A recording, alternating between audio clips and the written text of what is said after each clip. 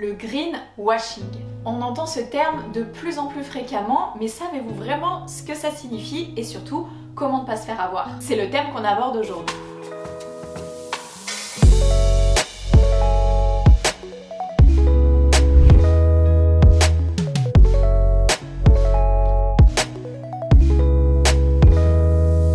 Bonjour à toutes, bienvenue sur la chaîne YouTube de Terre et Peau et aujourd'hui on va voir ensemble ce qu'est le greenwashing. Le greenwashing, c'est simplement mettre en avant des arguments écologiques pour se forger l'image éco-responsable, alors qu'en réalité, c'est faux ou vraiment trop peu. Le but, c'est de se servir de l'écologie comme d'un argument de vente, sans s'investir pour autant dans la protection de l'environnement. Et de plus en plus de marques sont obligées de se mettre au vert, comme on dit, pour continuer à vendre leurs produits parce que de plus en plus de personnes sont sensibles à l'environnement, mais aussi à leur santé. Et ça, c'est une très bonne chose. Mais malheureusement, des marques très connues comme celle-ci vont simplement jouer sur le packaging en mettant une couleur un peu plus verte, etc. sans rien changer en interne et vendre ça comme plus écologique, plus clean, meilleur pour la peau, alors qu'en réalité il n'y a rien qu'à changer, mis à part la couleur du packaging. Donc aujourd'hui on voulait vous partager une liste des points importants à toujours vérifier et puis à toujours avoir en tête lorsque vous allez dans un magasin, que vous voyez des produits qui vous attirent, etc. pour justement ne pas vous faire avoir et vous dire mince, c'était du greenwashing, je me suis fait avoir, j'ai acheté finalement un produit qui n'est ni bon pour moi, ni bon pour la planète, tout simplement. Numéro 1, et ça c'est vraiment la chose qui nous saute aux yeux, c'est le packaging, et notamment la couleur verte. C'est vraiment une des couleurs les plus utilisées par les marques de greenwashing parce que le vert, comme vous vous doutez, c'est associé à la nature, c'est associé aux plantes, aux fleurs, aux végétaux, aux forêts, enfin c'est quelque chose voilà, qu'on pensera plus naturel, plus écologique. C'est souvent la couleur des labels aussi bio, etc.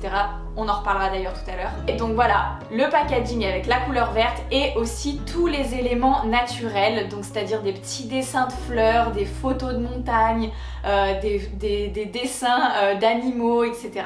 Donc ça, ce n'est pas parce qu'il y a un packaging de couleur verte avec des fleurs dessinées dessus que c'est un bon produit écologique. Deuxième chose aussi auquel faire attention, c'est une communication avec des promesses disproportionnées.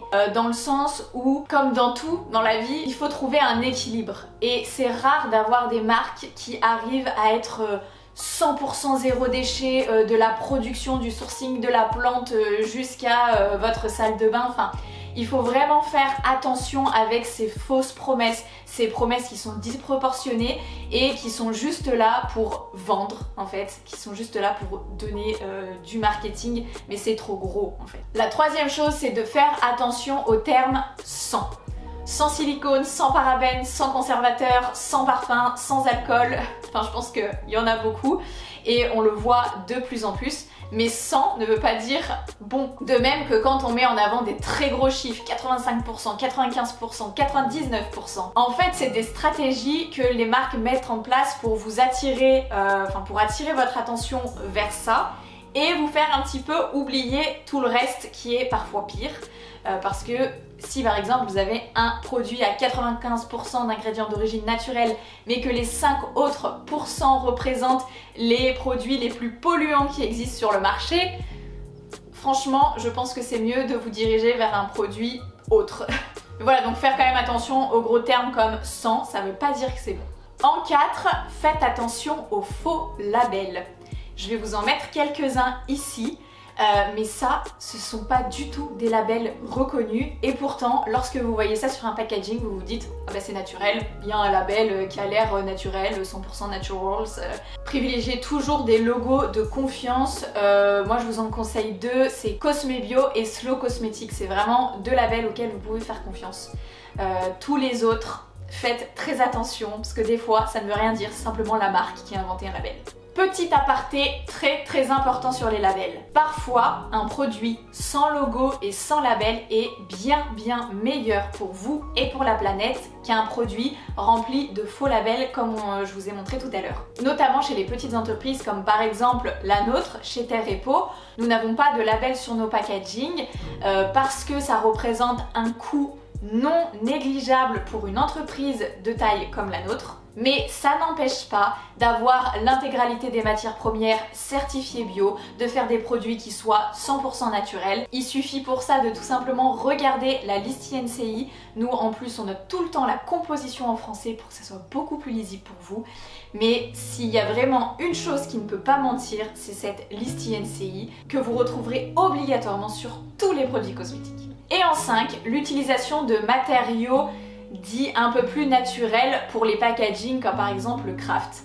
Et là j'ai envie de vous parler d'une chose qui m'énerve énormément lorsque je vais en magasin et que je vois des produits solides qui sont donc dans un packaging en carton, ça a l'air d'être du craft en plus, enfin voilà, quelque chose d'extrêmement naturel et du coup facilement recyclable, même biodégradable.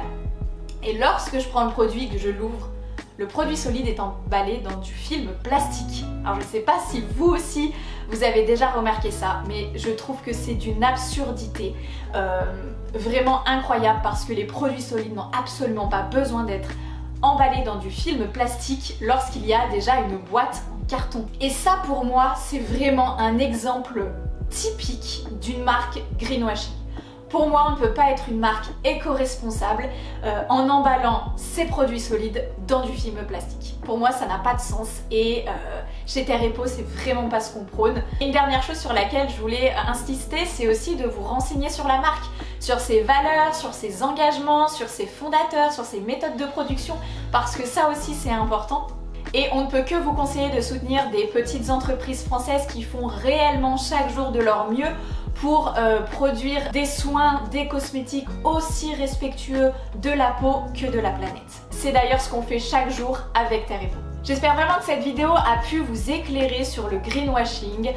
J'espère que ces 5 conseils vous resteront toujours dans le coin de la tête lorsque vous irez en magasin ou lorsque vous souhaiterez acheter un cosmétique.